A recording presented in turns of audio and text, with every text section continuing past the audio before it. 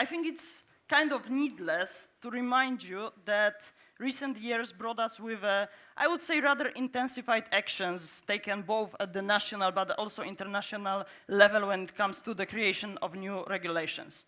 We are currently observing a tsunami of new initiatives that are being proposed at the European level. Just to name a few, NIS Directive 2, DORA, Cyber Resiliency Act, I mean, only those 3 examples that I mentioned, this is more than 200, if I'm not mistaken, pages of regulatory requirements, of certain provisions that we will have to put in practice in order to be compliant. And on the one hand, we shouldn't be surprised by this increased effort, simply because when you look at the geopolitical situation, the tectonic changes that are happening, if you look at the accelerated digitalization caused also by the COVID pandemic, we can clearly see that, yeah, cybersecurity is at the center of attention of a lot of stakeholders, also when it comes to the decision makers. And so we could speak about those regulations for weeks, but we have only more or less 1 hour. So what we will do instead is we will try to, in a way, understand how those regulations impact cybersecurity market, what does it mean for business, but also what does it mean for cybersecurity and security posture of different entities. As the moderator of the session, I have this privilege to kind of set the goals and objectives for the discussion. And for this particular session, I have actually 2. First of all, it will be, of course, to provide you with the informative content. But second of all, I would like to prove, contrary to the common conviction, that speaking about regulations can be fun and entertaining. And I'm pretty sure that we will deliver this promise because of the excellent panelists that we have. Rules of the game, we will start with the 2 questions coming from my side.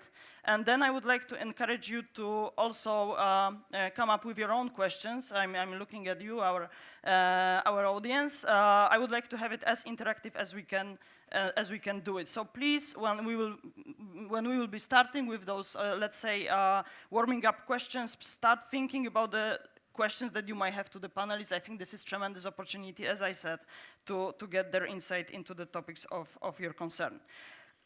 All right, I think that's enough when it comes to the intro part. So why don't we move to the essence of our meeting? And Beatriz, actually, I would like to start with you, if you don't mind, because I mean you represent INCIBE, and I would say that this is a kind of unique player when it comes to the entire ecosystem here in the country, because you have this, I would say, unique overview of the activities of different stakeholders engaged in the cybersecurity ecosystem. And so I wonder how different players, especially coming from the private sector, how do they see this tsunami of regulations? Do they see it as an additional burden to their daily activities, which I assume could be the case, or is it something that they also see as an opportunity and a chance to really increase cybersecurity posture? How is it being seen? Okay, thanks, Joanna, for the introduction, firstly. It's a pleasure to be here and sharing this time with all of you. In relation with your question, the perception of Spanish entities, and I think the European ones, is very different. Because it depends on the level of maturity in cybersecurity of each ones. For example, those with a low level of maturity in cybersecurity, these regulations are seen as an additional burden. Even it will require an extra effort and an additional investment to carry out, to achieve out.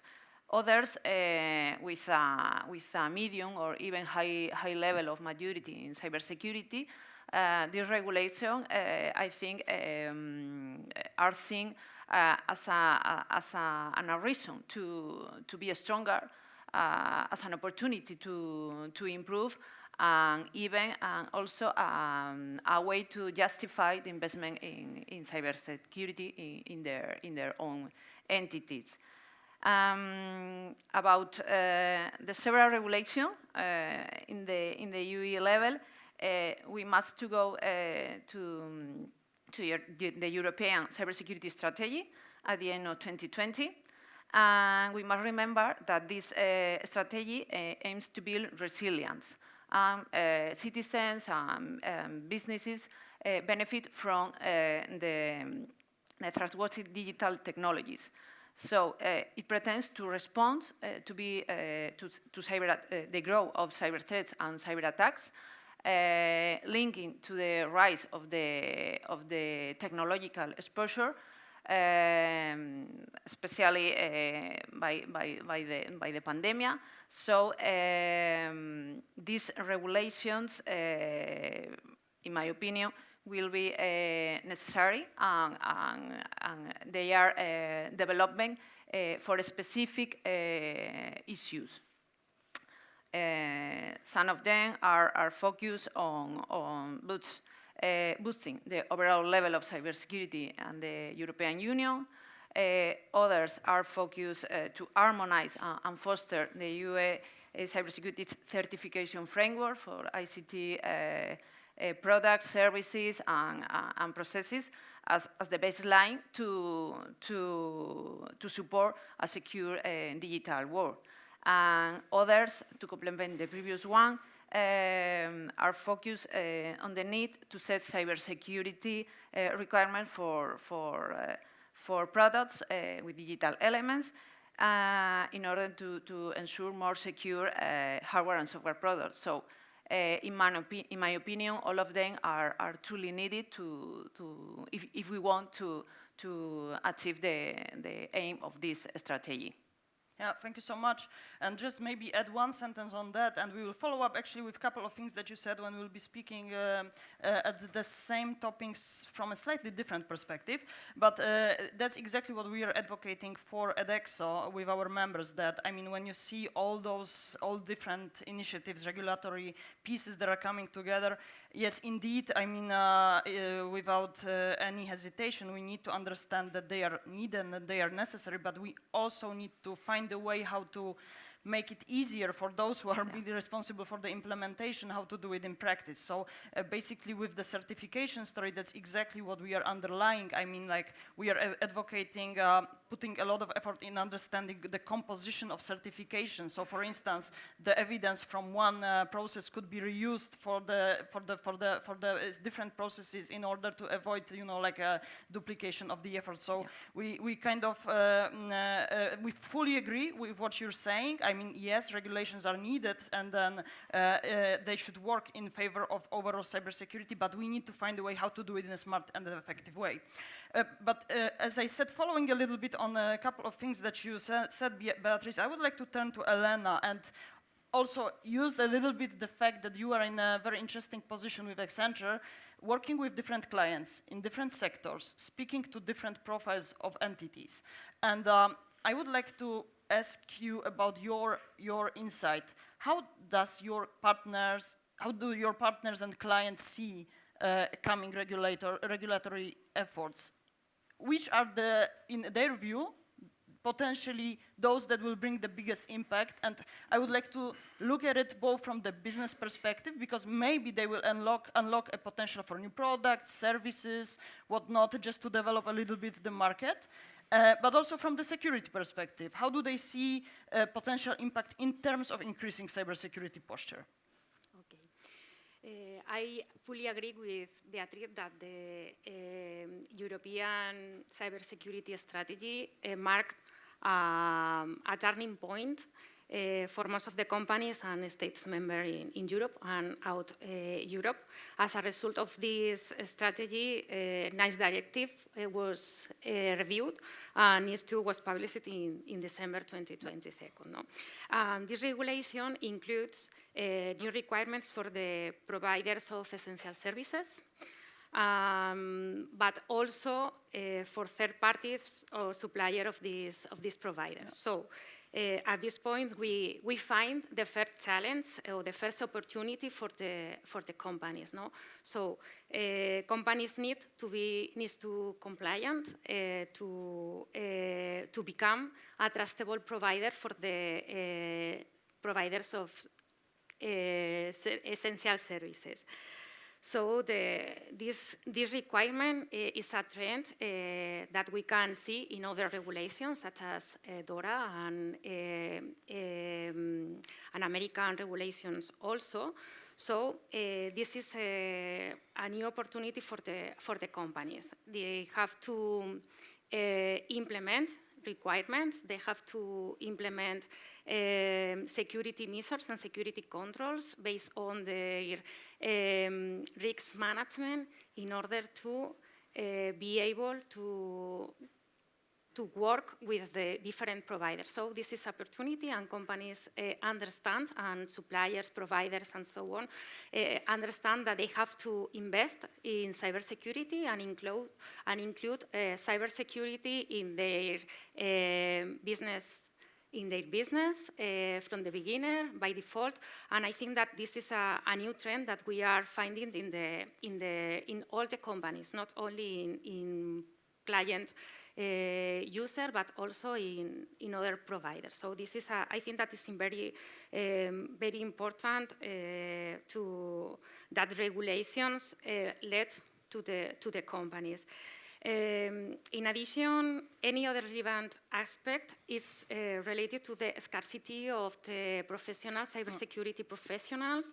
This is another opportunity that the regulation led to grow due to that regulation needs to appoint personnel with high skills, with high competence in cybersecurity. So we found that there is another opportunity, another challenge that companies have exploiting. Some activities such as reskilling, upskilling, or specialized training are very demanding for the companies in order to gain more professionals and to retain the talent in the company. So the channels such as metaverse is very demanding to give new model of training, and artificial intelligence is the key to train to these employees and to try to overcome the scarcity of the professionals. Related with this training, we are focused on the board. Board, thanks to the regulation, are more aware about cybersecurity issues. So it's very important, and we see that they are demanding a specific training, a specific awareness. Tabletop cyber exercise focus on now how to address a cyber crisis are very demanding also. This is a new trend, so I think that regulation is working in the organizations, and they are working in improve the cybersecurity needs inside the company. And finally, and very important, is the European Cybersecurity Certification Framework. This framework enables the creation of tailored and risk-based European certification schemes. And I think that this is crucial to increase trust and security in important products and services for the digital world. No?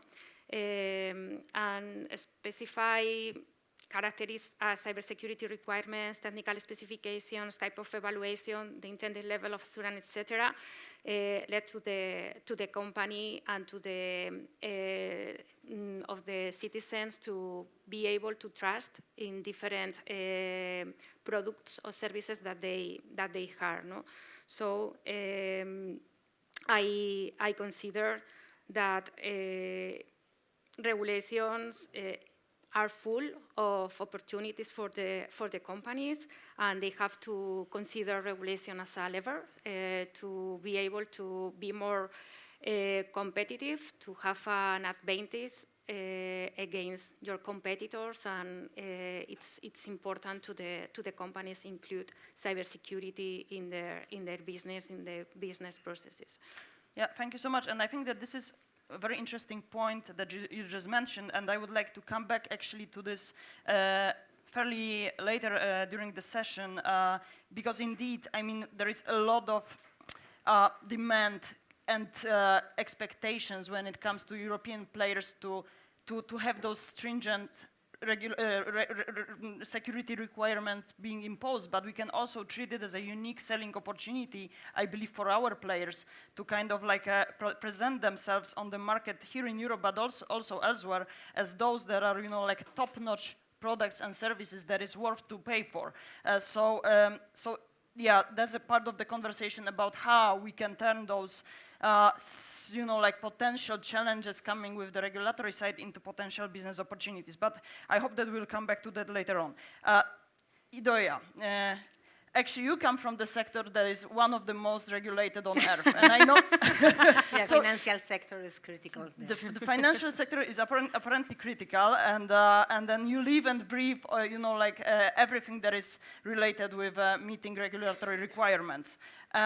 So, and there is going to be much more on your plate, right? With DORA coming up, with NIS2 directive, so it's going to be interesting time for the financial sector, I would say. And I think that you are absolutely the best person to help us understand these dynamics between different strategies when it comes to cybersecurity, right? Because you can have this compliance-driven effort. On the other hand, you can have like a more risk-based approach. And so, you know, the answer to my question about this complex dynamics might not be easy, because on the one hand, yes, you can see compliance-driven effort only as a tick box exercise that no one really cares about, but we are doing that only to present something to the regulators. On the other hand, as Elena said, it can be a useful tool to talk to the C-level about increasing budget on cybersecurity. It can also help, for instance, you know, like strengthen the entire ecosystem with Cyber Resiliency Act. I believe that is going to be super important for the banks, because finally we'll have a tool to say to the providers, hey, you need to meet minimum security requirements if you are delivering products to us. So there is a merit in all those actions, but from the practitioner point of view, how do you see it, you know, during your daily work? All those regulations, all those coming, you know, like compliance-driven efforts. Does it help you, or is it only, you know, like a burden and an unnecessary effort during your workday? We are here in confidence. Absolutely, so, absolutely. No, but I would only say that friends. even financial sector, of course, was one of the most hyper-regulated sectors and has been like that for years. I think also that helped us to be more mature. We cannot say more secure, but yes, more mature. The reality, first of all, thank you for inviting me. Thank you to Javier Dieguez and the Cybersecurity Center, because Bilbao is my hometown, so I am glad and really happy to have the chance to be here. As you said, I mean, I've been working in financial sector for 16 years already, also with a global group at Santander Bank, that we have banks all around the world, not only in Europe, also in Latin America, so we need to comply not only with financial sector regulation, not with European regulation, with each country regulation, and we have like really huge difference between countries, and that makes our life a little bit complicated, you're right, but I think in the good way, it makes us to be better. It makes us to be probably the more mature sector in cybersecurity, and that also we are part of the leaders, and other regulators and other sectors are now following in our path and doing the same things that we have done. Happened in worldwide. US brings a regulator, and a couple of years later, Europe copied that regulation. Latin America countries go a little bit behind, probably.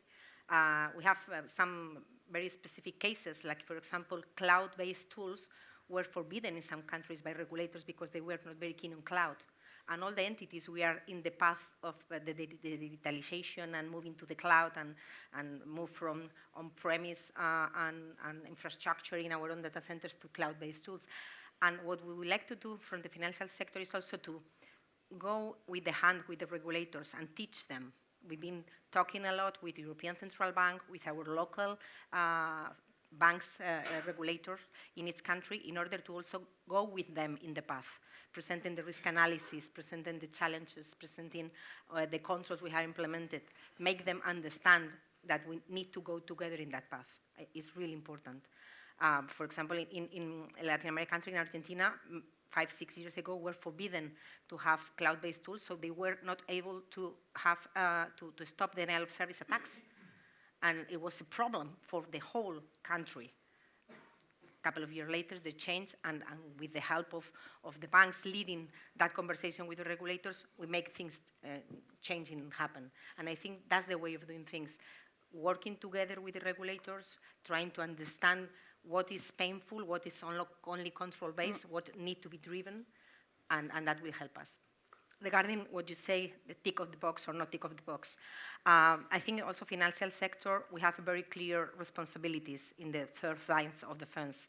We, as the CISOs, we are the first line of defense. We manage the cybersecurity, but we also need to have our mindset, let's say, with the risk-driven mindset, and do the risk analysis of projects, the risk analysis of moving to the cloud, the risk analysis of the SaaS vendors. Our second line of defense, the risk division, is the one that implements and tests the controls. And our third line of defense, internal or external audit, will help us to test the controls and to demonstrate if we are really secure or not. And we work together. We work together in order to adapt the regulations that are coming, in order to understand what is going to be for us, also with a global footprint, because it's going to be different in each country, and also the level of maturity of the different countries may not be the same. So we need to work together. It's the only way of doing that. And I also think that regulation, the ones that, some of the ones you mentioned, like DORA and others, have a couple of things that is going to be crucial for all of us. I always like to say that cybersecurity is not a competitive advantage from one to the other. We share a lot. We need to share more things, because if something happened to another bank or another entity, even if it's another sector, maybe it will happen to me, or maybe it had happened to me and I didn't know it. So we share a lot already, and the regulation make us to share more and more quickly. And it's complicated when we are not in charge of all the things right now, because we are externalizing things and process and services in third-party vendors, in SaaS vendors, in cloud vendors, but we're accountable all the time in front of the regulators. So we need to work also with the third parties in order to solve that. Our detect and respond team are probably working more right now in third-party incidents than in our own incidents, in our own infrastructure. But at the end, we are the accountable because we have a service there. And the other thing is also that the regulator brings is that we need to test more, and not test more only us. Normally, regulators audit us as the bank, but now they are going to start auditing the, let's say, the core vendors, cloud-based vendors, because they are going to be critical for all the sectors. If all of us, I wouldn't give names, but if all of us start externalizing things in some critical cloud vendors, at the end they will become critical for all of us. We are the critical infrastructure for financial sector, for example, in Spain and in other countries, but at the end, if all of financial sector relies in the same critical vendor, that would bring us another challenges, and also the regulator and the new regulations that are coming will test also that vendors, and that will help us a lot. Yeah, concentration risk is one of the key elements that we will have to also face in the future, and that's quite clear. I mean, like, sorry for that, but personal disclaimer, before I joined ECSO, I was actually working for one of the biggest financial institutions, and I was responsible for supply chain cybersecurity. I know very well what you're talking about, and actually, the beauty of the regulations very often is that, okay, the regulators start with certain sectors, they push them to kind of like manage risk related to certain areas, but then you see that there is a spillover effect on all the other sectors who are not necessarily regulated, but they see, okay, I mean, those guys that are critical for some of the reasons, they started to focus on certain threats, we should do exactly the same. So basically regulators, they are kind of like a very often like the trigger that, you know, like starts all the actions in all the other sectors. So this is absolutely not that obvious, but interesting effect that we can also observe. Pierre, now I would like to turn to you, because you are in the risk management business. You live and breathe all those all aspects related with risk understanding and risk mitigation. You help your clients to understand what is out there and how to not only like be compliant, but in practical terms, mitigate effectively potential risks. And in order to do that, you need to have this top-notch understanding of the cyber threat landscape on a daily basis, more or less. So, and to me, it's really interesting to see how do you perceive regulations? Can they actually help out with the most pressing and, let's say, the most important threats that you see in the landscape? Can they actually help in the practical terms mitigate them? Or is it, again, something that is, like an add-on burden to your clients? So first of all, good morning, everyone. Thank you for inviting me in this great panel. We at EGERIE, we have many different types of customers in the industry, in administration, large enterprises, SMEs. So we have a good view on what happens on the field. And one thing which is very important in what I've heard is that the cyber pressure is everywhere. There's no specific vertical or specific enterprises that are concerned. Every kind of entity is concerned. So that's a major challenge. And the feeling I have, is that the IT industry has been the most unregulated one for many years, right? And so it's time to regulate. Otherwise, we are not going to be able to cope with these cybersecurity threats. At the end of the day, that's the rule. And for example, I can give you this example. In general, the cybersecurity maturity level is quite high in large enterprises. But large enterprises, as you said, you have a supply chain. You have many third-party companies who are working for you and so on and so forth. And at the end, your level of cybersecurity is the one of the weakest chain link. Yeah. That's why the cyber pressure is going to be more and more on SMEs, small and medium enterprises, because they are a way to target large enterprises, large finance organisms, and so on and so forth. So that's a major challenge we have. And I have the feeling that without regulation, it's not going to be possible to manage that. And talking about the SME market, for example, they're completely lost. They don't have access or a difficult access to expertise. They don't know how to start, and they have to do something. So if they are not guided, and regulation, of course, very often is seen as a burden, but it's also a guidance. And if they are not guided, they are not going to succeed to increase the level of cybersecurity they can have today. So, regulations are very important. I think we are very good at the European level. And I think we are very good because it's in our culture, I would say.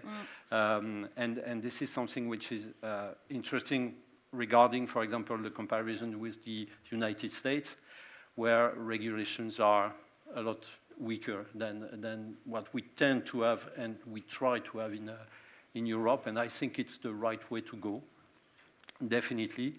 Otherwise, we are going to suffer, and each and every enterprise is going to suffer cyber attacks on a regular basis, and you're going to have dying companies about that, definitely. So regulation is key because it helps each and every entity, even administrations. If you look, for example, at what happened in the health sector in France recently, you can see that the health sector is clearly a target for attackers because, not only there are cyber attacks, but you deal with human security at the end of the day. So, for attackers, it's also a way of, do a lot of advertisement of what they are doing.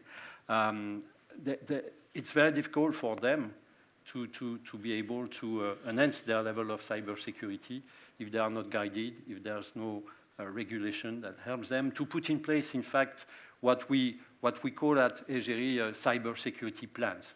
And for us, that's important, and this is what we try to do with each and every customer we have, helping them to go from compliance, so that's why regulation and standards are very important, but from compliance to really cybersecurity management plan.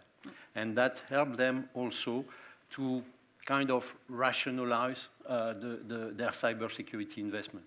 Because for many years, cybersecurity has been driven by technology. You know, one problem, one technology. At the end of the day, the efficiency is not really clear, and you know, it's kind of cultural change that we have also to put in place, and definitely regulation will help. Yeah. Thank you so much.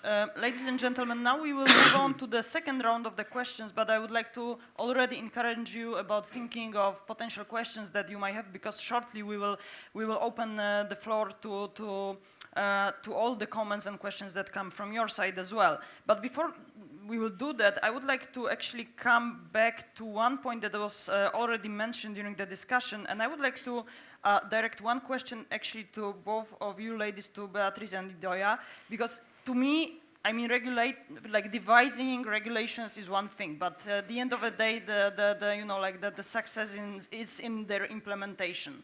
And when you think of it, in order to do it right, you need to have this close cooperation between private and public sector. That's quite obvious, and that was already, as I said, underlined.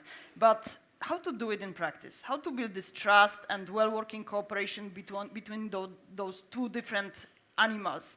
And even when I think about the financial sector and the fact that, yeah, you're talking to the regulators on a daily basis, but in a way it would be good to see them not only at those that can fine you, that can sanction you, but more like a trustworthy partners that can also help. For instance, by providing feedback or even more so, useful information regarding, let's say, for instance, different elements of this sector, right? In terms of threats, vulnerabilities, whatnot. So I would say that we kind of agree on this essential conviction that the trust should be built, but how to do it in practice? Beatriz, if we can start with you, because you kind of represent, you know, like the part of the equation. Okay, I agree with the statement, of course, because the collaboration and trust is always required in cybersecurity. It's one public and private entity in our role, but with the same objectives, that is to be more resilient against cyber threats.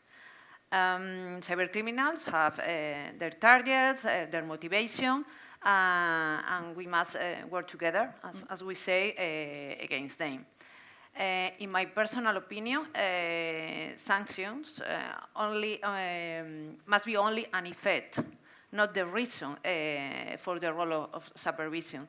So, as a public entity, INCIBE has a mission to improve the cybersecurity of citizens and private entities in Spain, to protect and defend Spanish citizens and private companies, strengthen the cybersecurity industry, promote Spanish research, development and innovation in cybersecurity, and also identify, as Elena said, generate, attract, and develop professionals in cybersecurity sector.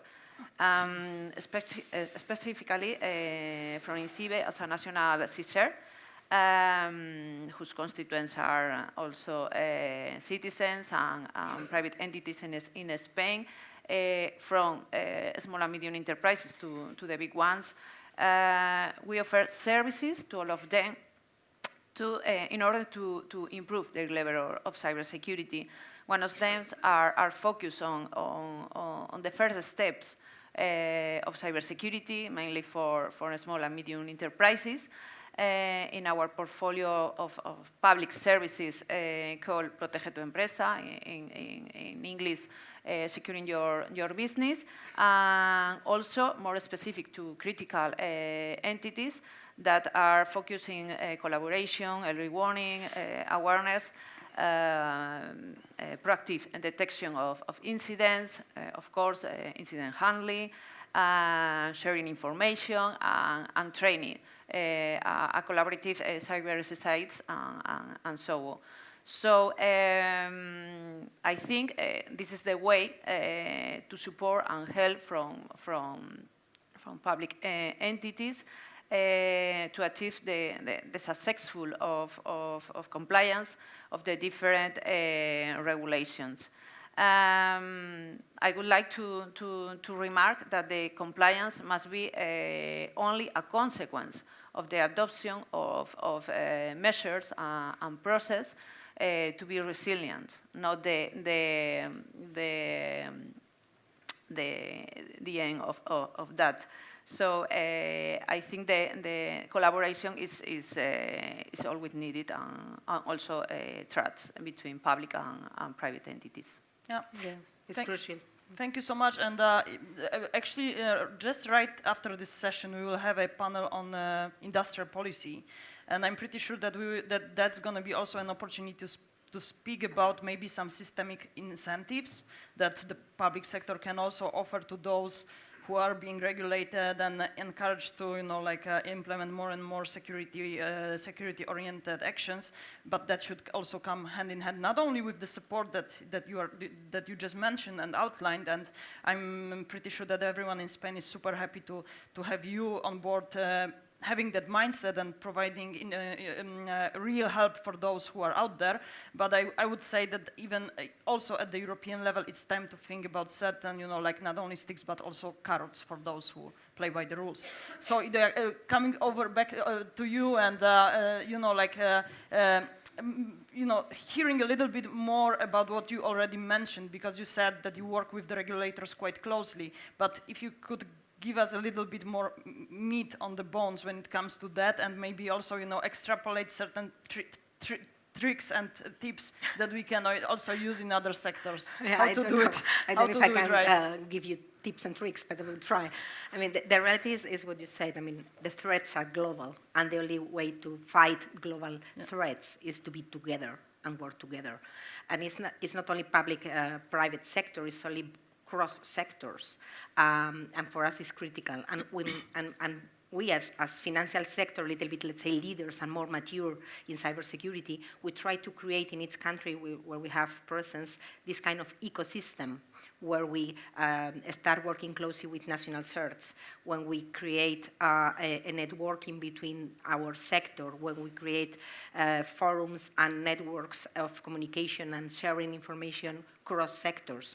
And even part of our, the global CISO of Santander, for example, Daniel Barriuso, has been part of the World Economic Forum, where cybersecurity has been of the main topics in the last 5-6 years, trying to build this kind of path and a kind of guidance of what we need to do next.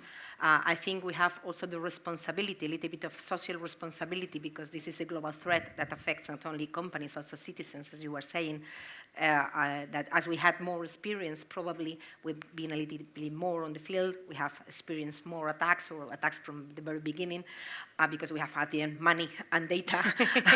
We were a bank. So we need to share our experience with the others and try to collaborate, because that is crucial for all of us. Yeah, and again, a little bit of auto-promotion. What one can do, being an ECSO, you're always an ECSO advocate. What we try to do within our organization is to actually trigger this cooperation slightly from the bottom-up perspective, not only because of regulations that are saying, you need to share and exchange information. That can work to some extent, but for us what is even much more productive is to bring together people who will start sharing because they want to and they see benefit out of that. So right now at ECSO we created a community for CISOs coming from all the European countries. Right now we have plus 250 CISOs on board. And that's a fairly simple exercise. We provide them with 2 communication channels, currently on one of the platforms, but we are planning to move to something more advanced, because we see that the content and the level of the information being shared is increasing, so we would like to follow with the tool as well. Nevertheless, that's exactly what we see. I mean, once we bring the right people in the same room, quote unquote, you see that they start trusting each other, and they see that there is a sense in sharing information between themselves. So I would like to all of you encourage you to join our exercise. That is only for CISOs, but I understand that that this is the right crowd to advertise the initiative.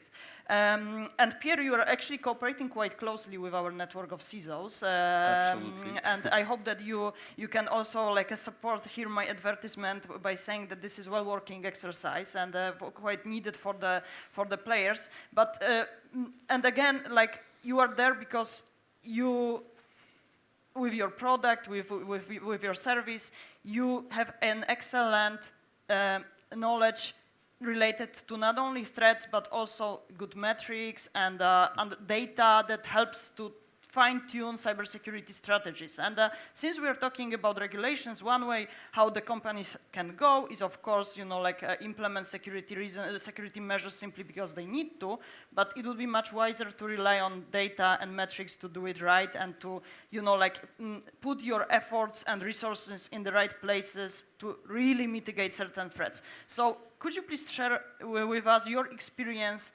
coming from your discussions with the clients and relying on the experience that you have with your product?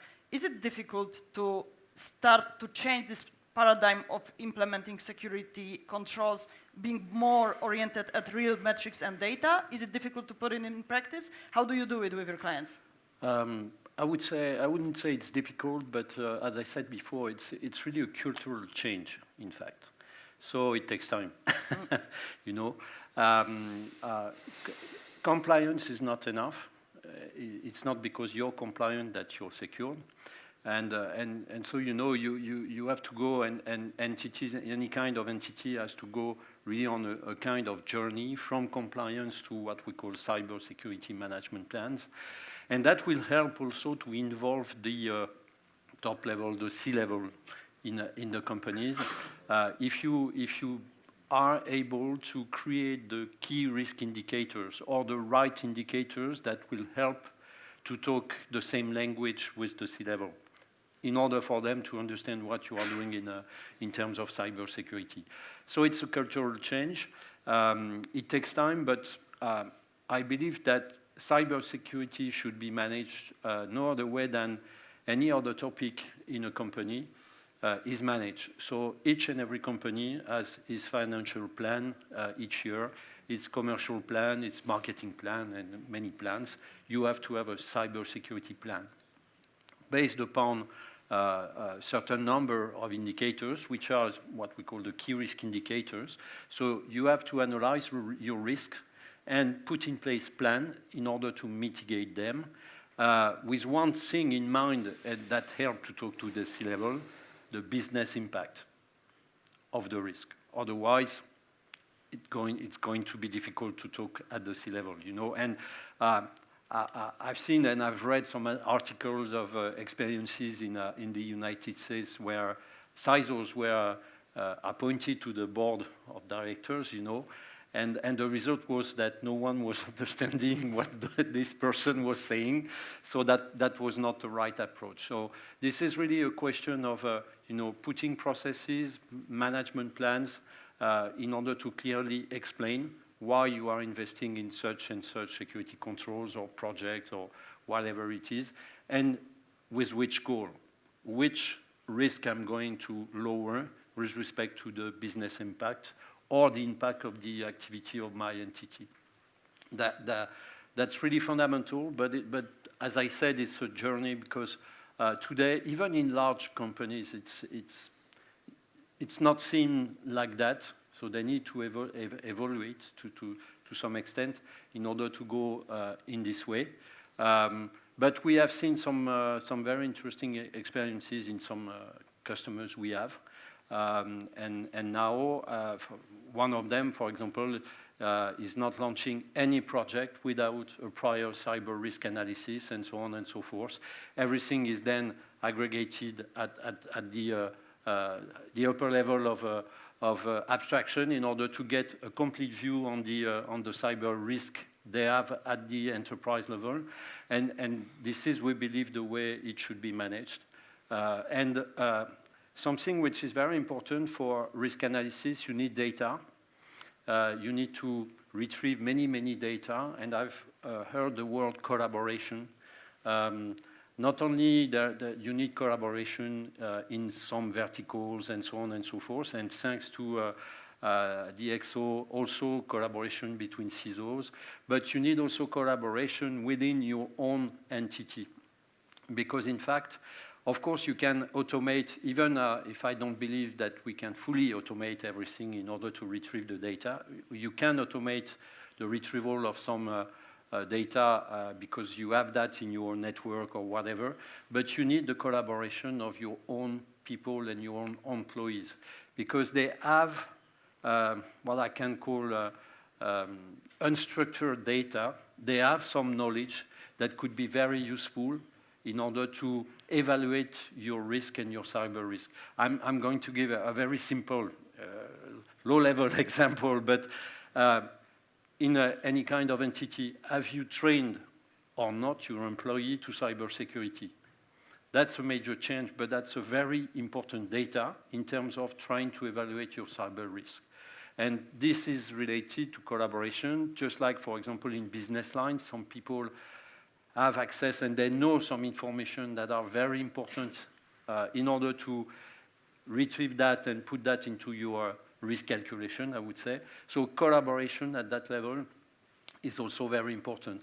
What we have done also in terms of collaboration in EGERIE, and that's really interesting because it works, we have created a few clubs for verticals. And we put together CISOs of the same activity, I would say. And they don't talk about the usage of our software. That's not the question. They are talking about their day-to-day issues and how they manage them or not, what kind of trick they have found, and so on and so forth. And that works very well. And that's really a need, you know, just like in the health sector, you know, when there is an epidemic, just like the influenza or something like that, every doctor is sharing information and everything is aggregated in order to get an ID and to inform and alert on the epidemic. And I think that for cybersecurity it's the same, so we need the collaboration outside and inside each entity. Yeah, that's very important, and I think that that would be one of the main takeaways that I think we should note down. I mean, the critical for the success is to help different stakeholders within the company to speak to each other. I mean, I'm talking about business and I'm talking about security functions. As nice as it sounds, it's not always that easy, right? Because it requires even a good communication skills, as you said. I mean, you need to translate very complex technical concepts into like a digestible information and convince the business that this is actually in their own interest to be interested in that and understand that.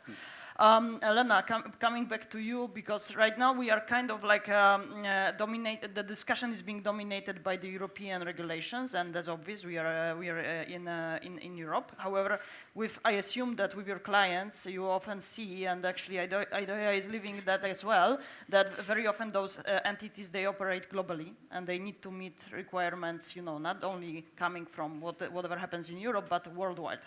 How do they deal with that?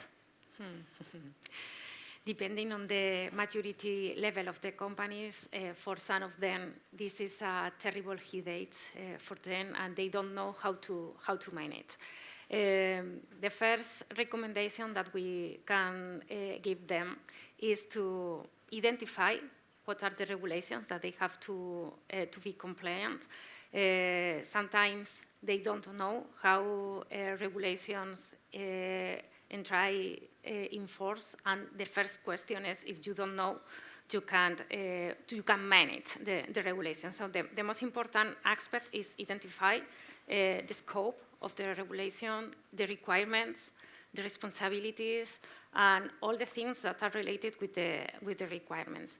At this point, you can find that are very similar aspects, that regulations try to find the same goal, is to be more resilient, to be more protect your business. So they have a lot of points that are common. So what is the most the best recommendation to manage that?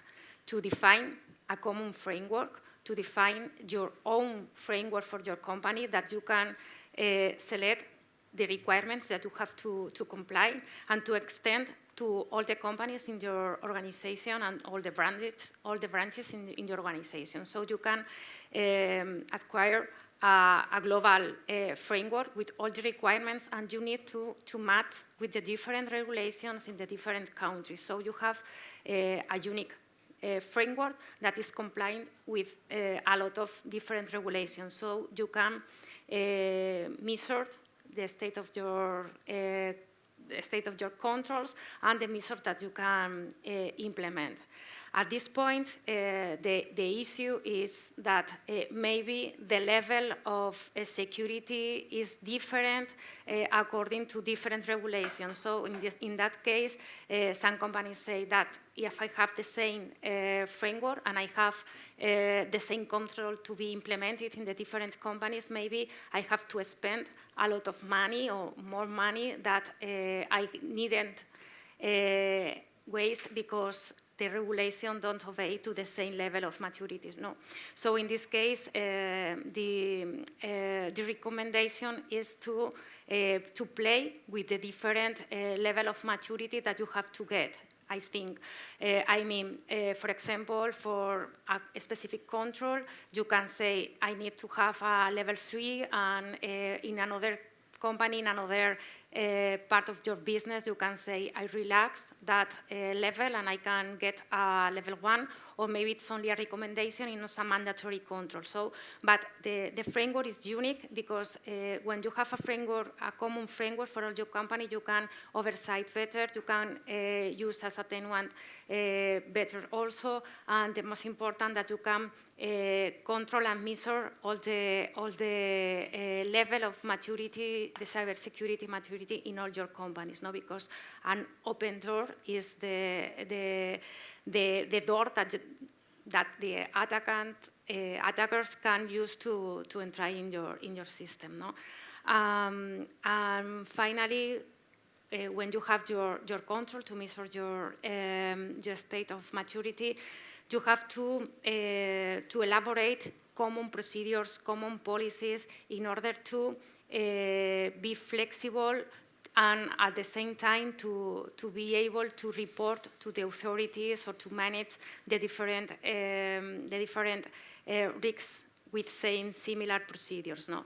In that case, for example, if you have to respond to the authority in case that you have a crisis, you have an incident with high impact, you should to identify same channels, same times, same values to identify the criticality of the incident. So because it's more simple and it's more useful to the company. So our recommendation is always to cut the elephant in different small pieces and to try to use a unique way to do the things and relax maybe the maturity levels, because in another way you can die of regulation. No? So this is That was probably the very first time when I heard words relax, flexibility, being agile in context of regulations. So I guess that this is a really good discussion that we are having here. But with that, ladies and gentlemen, and thank you so much, Elena, for your insightful thoughts, and thanks to the panel for what we heard already. But I would like to give the floor to our audience, hoping that we will have also some questions or comments coming from your side. And I see already 2 hands up in the air. So please, gentlemen, we will start with you. A new theme. Most experts believe that quantum computers will break down most security algorithms. So what does the panel think in terms of how we handle a post-quantum world, and from a regulatory standpoint, and what role should Brussels play in this? Very good question. Do we have a volunteer who would like to take this one? That's complicated. I think all of us, we are looking about what quantum computing will mean for all of us, and will if it really break the cybersecurity rules and the things. But the reality, I think, for example, regulators are not even there, at least in my experience and my knowledge. they are not even there. We are looking very closely, for example, inside the bank in quantum computing, and we have people working in that. But I think in this case we are a little bit trying to test what is coming, and regulators is not still there. At least is my knowledge. Absolutely agree. Ulrich, please. Yeah, thank you. Good morning. Ulrich Saldesacht from ELSEC, also part of ECSO. It was a very good question to raise the morning's attention on quantum. I have a specific question in relation to the event that we actually organized yesterday, the different innovators, the startups. From all of you, basically, how is your policy? How do you work together with cybersecurity innovators in your day-to-day jobs, if you like? I can do it myself also. Yeah, sure. Yesterday, remember, the head of the jury was one of my colleagues, Jose Palacio in Santander, because we realized that in order to also change the game in cyber, we need to be part of the game. We need to work with you, innovators and entrepreneurs and companies in Europe in order to try to start changing the rules. So it was announced, it's public, so I can say it. We collaborate with a fund in US called ForcePoint. And we have an agreement in order to create ForcePoint Europe and start investing in companies, in startups in cybersecurity in Europe, and also Latin America, because it's our footprint, but mainly in Europe, because we think it's a market that is not very well known and not used in, for example, and within our channels, as we have presence in Europe and presence in Latin America, we can easily take a vendor from Europe and bring them a new market in Latin America, things like that. And both in companies that are good for us to use them and also to invest them, and maybe we don't use them. So we have like the different approaches. I think it's crucial that a big company like us start investing and be more close to you, because it's the only way we change the game, the rules of the game. Super. Looking forward in also getting you in the EXO investor panel. Yes. Yeah, I can give an answer from the side. small company point The of other view. You know, at EGERIE, we are now what we call a scale-up. We've been a startup, and I've worked for different startups. And in general, we also need a cultural change there, because it's very difficult for small companies to work with large companies and large groups, even if there is some appetite for their technology in the, I would say, operational teams. As soon as you start to talk with the procurement, that's another story. Because you are small, you don't tick the right boxes, you know, in the way they are choosing their providers. And at the end of the day, that's a major problem, because it's a kind of showstopper. So yeah, we need also to have a different approach. From that point of view, US large groups are much more open to small companies, even in some cases just putting them in their office in order to see how they code and so on and so forth. I would say there are less, in large enterprises in Europe, there's less appetite for risk.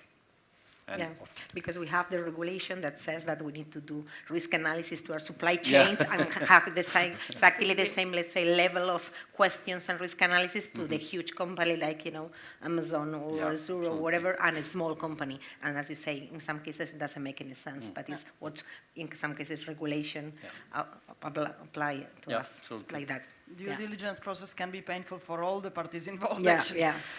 Beatriz, maybe from the perspective of the public entity. Yeah, and for example, from INCIBE, according to the European investment, the next generation recovery plan, we launched a program to promote the innovation through a procurement public process for innovation.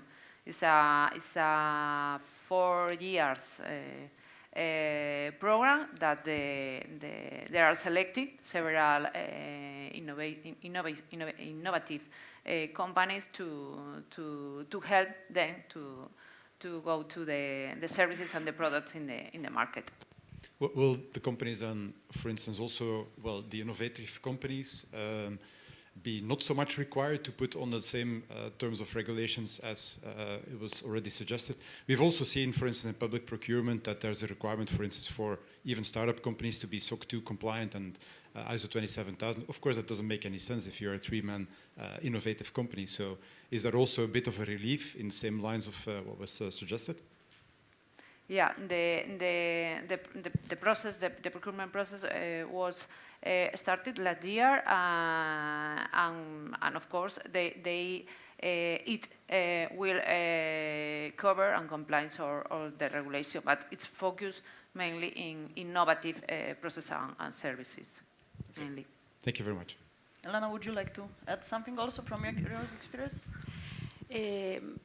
I think that everything is said, but in addition, I'd like to highlight that how big companies invest inside their companies in the innovation. They award new ideas, innovative ideas to, in this case, to improve the cybersecurity level. And in addition, companies have agreement with other organizations in order to work together to obtain different outcomes with security. So it's important to invest in the innovation and to try to find new products or new models in order to then give them to the clients, of course. Thank you so much for that. I'm looking at the audience. We do have a question. Axel, please. Yeah, Axel Deininger, EGERIE. One comment, one question. One comment on the regulation for post-quantum cryptography. Yes, there's some sort of regulation, so we're working with the BSI and we have already products out that are resistant to quantum computing because our infrastructure is out there for quite some years. And that's already in collaboration with the BSI. On the banking side, I cannot judge. On the general, let's say, activities from the authorities at least, yes, we're in Germany, we're doing that. European level, I cannot judge, but the BSI, we're active and we are out there already with quantum-resistant products. Of course, not on the physical side because they have issues to handle 16 qubits. They will be there one day, but at the moment when I see that stuff really in real life, that's pretty like, research status. But one day it will be there, that's fine. But you can solve it or address it at least on the mathematical side already with the existing hardware components you have available. It will be ongoing, of course, on the technology side, but you have resistant solutions out there already. Not for free, but it's there. And my question to the panel that really drives me, and we have the title, What Drives Industry Demand, what I still struggle with, and maybe that goes aligned with the presentation yesterday evening, which I really appreciated. The US guys in the industry, when I go to the RSA in 4 weeks and I talk to the investors, they've probably overall higher IT budgets than we have. But on top, they spend 3 times more on cybersecurity within the IT budget than we do in Europe overall. Why? What's the reason for that? That's something I'm still struggling. Why do we spend not so little, but not compared to a comparable level like the US on cybersecurity? With all the regulations and whatever we have, but why? Why is that the case? That's $1 million question, I would say, right? It's a question to the panel because. Yeah, let's have our own experience in Santander. When Daniel Barrioso, our CISO, joined us in 2017, the first thing he came from UK. He's a Spanish guy, but he has been living in UK for many years, working for British Petroleum and other companies. So the first thing he did is he asked how much we were spending in cyber. The best figure we can gave in that time, it was that approximately 3% of IT budget. It's a way of measuring it. There can be many ways, but it's a way of measuring it. And of course, that was far away of the 15% that Americans were spending also in financial sector. Financial sector probably is one of they spend most as they are hyper-regulated in US also. So he proposed to the board to spend just the double we were spending. We are not still in this 10%, but we are 6.5%, but trying to do it globally. Let's say, trying to be efficient in the use of the money and trying to be global in cyber and deploying global tools. So we got it. We got it, but as you say, we are still far away of Americans. It's also tricky because normally in Europe at least, cyber budget is inside IT budget. It's not split. In Santander, it's already split because we changed the organization and the CISO is not reporting to the CIO anymore. It's in parallel. So we have our own budget and we don't compete for money. But it's tricky. I agree with you. We are still far away from, let's say, the best-in-class market that is US at the moment, or Israel or other entities. From my point of view, because I know a little bit US companies and so on, I'm not sure it's a question of percentage. It's a question of absolute value of what they spend. And we have, I guess, to have in mind the fact that they are much more digitalized than us. And I guess cybersecurity is proportional to the level of digitalization. And they are really more digitalized than us, than what we are today. Unless we have any other comments to this question. And I agree with Pierre that the investment in cyber in every company will be aligned with the risks that you must or won't assume. So. Thank you so much, and ladies and gentlemen, with that we need to wrap up. Our time is gone. So thank you so much for being with us. Big thanks to our panelists, and please join me in the round of applause to our panelists and thank them.